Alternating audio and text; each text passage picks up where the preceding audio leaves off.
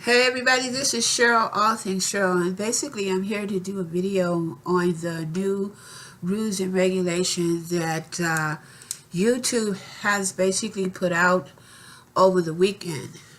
I was one of the recipients that received an email from YouTube stating that as of February the 20th, I will no longer be eligible to be a part of the partnership program as far as monetization, as far as getting support of ads appearing up on my content. Now, I have been basically a part of YouTube for 10 years. I came onto YouTube in 2007. Within that period of time, I was a YouTuber who basically came to YouTube because it was a young platform and it basically had basically that I like doing. And what I like doing was I like photographing and I like videoing. And I found myself, I know I am a more visual person than I am a blogger. And I don't even blog, which, but I was getting ready to start blogging, and I had invested in some equipment. I have basically been investing in some equipment to enhance my content, to make it more better. I basically, started tampering with and sampling with, learning how to edit my videos, learning how to do thumbnails and stuff like that. Now, granted, when I first came on board, which it was in 2007, I didn't know anything about that platform. So that meant that I would have to learn that platform. Now, let's run over to 2017. Now, one thing you need to know that this is not a job for me. I do this on my spare time. This is a hobby, something that I like doing. When it comes to my content, I'm not, and I like to be honest with people, I'm not consistent. I don't do the same thing day in and day out. And I just don't. But I do like the platform of YouTube, but I don't like the way that they are handling us, the small YouTuber. Now, granted, I know you're probably looking at this and say, yeah, well, she's been with YouTube for 10 years. She should at least have, a couple of, maybe a couple of thousand subscribers and stuff like that. And let me tell you guys, being on YouTube and trying to get people to look at your videos, trying to get people to click on your likes, to click on your subscribing button, that's very, very challenging. Now, I'm one of those YouTubers is that I'm not gonna, come up with some stupid, I can't even think. I'm not gonna come up with some stupid material to, do stupid stuff, have young kids jumping off a roof, doing stupid stuff, and all kinds of things. Now, lately, granted, YouTube have made some people very famous, have made some people very, very and able to make them very, very comfortable and able to live a more comfortable lifestyle. And we have seen some YouTubers go from being a YouTube star to, doing lots and lots of things. And, I'm all happy for them. But what I'm not happy with is that when YouTube take that small channel, such as myself, and the fact that, no, I don't put content up all the time. But do I have people coming in looking at my content? Do I have people coming in looking at my videos? Was I able to get saved from the first time that they went monetizing, people's content? Yes. One reason why is because I had content of videos where I had views. People had came in and look at some of my videos, and I had videos, and you can even go in and check yourself. I have videos that has 4,000 views, 3,000 views, 1,000 views. Now, within those 3,000-4,000 views, that people came in, was I able to at least get 100 subscribers out of that 4,000 views? No, I was not.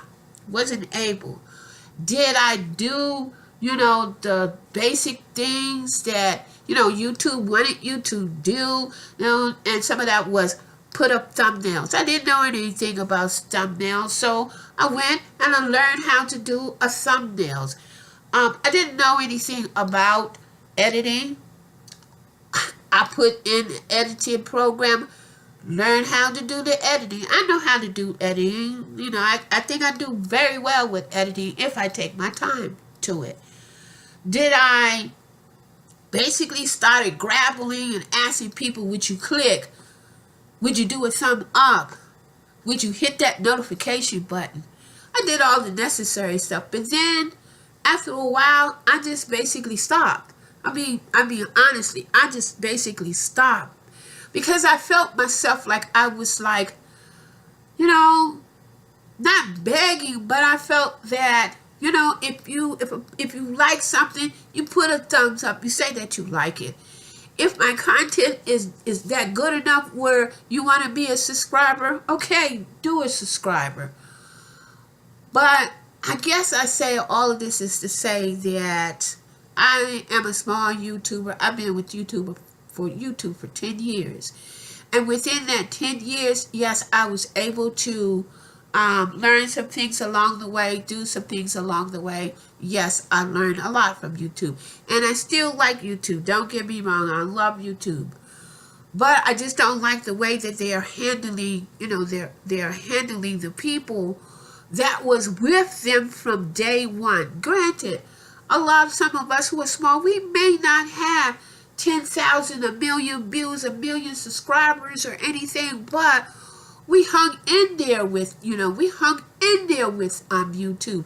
And we hung in there with those young college guys who started out in their dorm in 2005. And their first video that they were able to get was, I think it was Nike. I think it was not Nike. And that's when they started moving. Granted now, I guess I'm just upset. Now, I have not, and in order for me to get, some payments from, the ads, in my 10 years, in my whole entire 10 years that I've been on YouTube platform, I have not received not one iota, not one check from YouTube, not one. One reason why is because YouTube don't pay that much to content people. I'm lucky if I get one. I'll be getting 1, 2, 3, 4, 2 cents here, 3 cents there. But lately, I had noticed that when I started going back and checking my, my charts and stuff, I noticed that I was kind of like rising a little bit. It's because I was doing something different. I was trying to find my way. I was trying to figure out, where can I go with my channel? What can I do to make it better? And I was, like, okay, it looks like it's going to be work. But once again, as far as being consistent, I wasn't consistent, but I had started being consistent. But life has a tendency of getting a hold of you. Now, granted, I am 64 years old, and I'm happy that I'm 64 years old. I'm a beautiful black 64-year-old woman, queer woman. Maybe I have like a tooth or something missing in the front, but do I care? No, I don't. But I guess what I'm saying is that YouTube really have to, I think they really have to go back and relook at this as to what they're doing. Are you for the community, or are you for those people who have basically made you money? Granted, those YouTubers, they're gone about their business. You know, they've made their money. They're done. Whatever they done, they're done. But I guess I'm saying to say, well, what about the small YouTuber? Are you so entrenched in, you know, pleasing and making sure that people click on videos where you see kids when they have channels and they do stuff just to get views, just to get comments?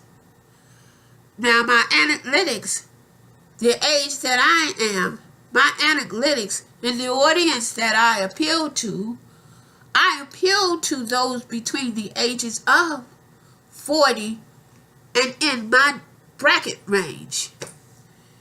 Now, do they look at YouTube as much as a young teen in their 20s and in their 30s and 13 and 14? No. Do they look at YouTube to learn how to, I don't know, to learn how to do Facebook, learn how to Instagram, learn what a platform is, learn what a social media platform is, how to work their Snapchat, how to do that? Do they turn in to learn how to do that? And do they have videos that teach you to learn and do that? Yes. Do they do it all the time? No. Will I rank high as far as my analytics when it comes to getting views? No. Why? It's because my demographic and the age that I am, they don't look at YouTube that much. Some do, some don't. And when I look at my demographic, 90% of the demographic is outside of the United States. Now, being in the demographic in the region that I am in, I do have some people out in the United States who do look at my videos. And what type of videos do I put up? I put up the type of videos as far as my hobby is concerned. I like going to outdoor concert. When you click on, will you see any outdoor concerts? Yes. Will you see me going to a house music festival and videoing people who out there listening to house music who out there? Yes. I'm a person who goes to church. I don't go to church all the time, but will you see videos of my pastor, my congregation, them singing? Yes, you will. Being the type of queer person, will you see videos that's dealing with my queerness, dealing with me being a woman who I am? Yes. Being the type of person that I'm a movie goer, will you see me doing a review of a particular movie that I like? Yes. Am I good at it? No. But I do my best. Why? Because it's something that I like. And I'm saying, YouTube, rethink what you are doing. Rethink what you're doing. Thank goodness that I am not and have not relied on your ads hitting my content. Now, have I turned off some of the monetization on some of my contents? Yes, I have. I have. And I left some of the monetization on some of my videos. But, and I understand you are a business. That's no problem. That's no issue. I understand the contents. I understand what it takes to make a business and everything. I understand that. But what I'm saying that in your thinking, rethink it.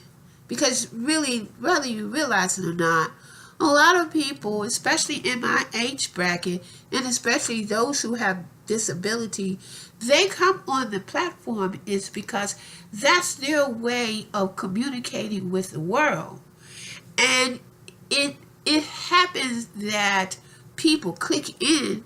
People click in is because perhaps a particular video of a person who may be suffering of a particular, and they may not have the viewership, and they may not have the subscribers, but somewhere along the line, somebody is going to click on that video, and they're going to see that video, and that video will perhaps affect, someone's life. And so for you to say, well, if you can't reach it at a certain plateau, we're going to cut off, where you won't be able to get ads, you won't be able to get the support and stuff like that. I say this, you are a business, and I understand what you have to do, but really rethink when it comes to the small YouTuber.